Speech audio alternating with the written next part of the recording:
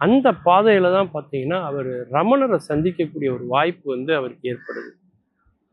ஒரு கல்லின் மீது ரமணனோடு அவர் இருக்கக்கூடிய ஒரு புகைப்படம் வந்து ரொம்ப பிரசித்தி பெற்ற ஒரு படம் அப்படின்னு சொல்லலாம். அப்படி அவருக்கு எத்தனையோ ஞானிகள் மூலமாக, இஸ்லாத்தில் உள்ள ஞானிகள் மூலமாக அவருக்கு பல ஞானங்கள் கிடைத்தாலும் கூட ரமணரின் மூலமாக அவருக்கு கிடைத்த ஞானம் என்பது மிகப்பெரியது.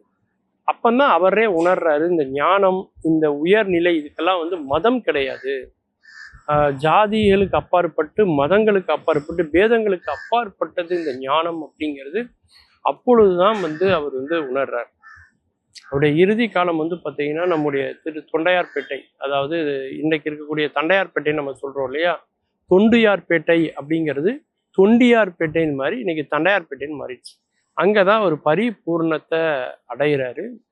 அதிலும் குறிப்பாக மொட்டை தோட்டம் அப்படின்னு சொல்லுவாங்க. அதுக்கு மேற்கு பகுதியில் இருக்கக்கூடிய அந்த பிச்சாண்டி சந்து அப்படிங்கிறதெல்லாம் அவருடைய ஜீவ சமாதி இன்னைக்கு இருக்கு. அந்த கல்மண்டபம் பக்கத்தில், நீங்கள் ராயபுரம் பக்கத்தில் அங்கே பார்த்தீங்கன்னா உங்களுக்கு தெரியும். என்ன பெரிய பேர் அதிசயம்னா, எல்லா சித்தர்களுமே ஏதாவது ஒரு சமயம் சார்ந்து தான் இருந்திருப்பாங்க இல்லையா? ஆனால் சமயங்களை கடந்த ஒரு சித்தராக இந்த குணங்குடி மஸ்தான் சாஹிப்பை மக்கள் பார்க்கிறாங்க.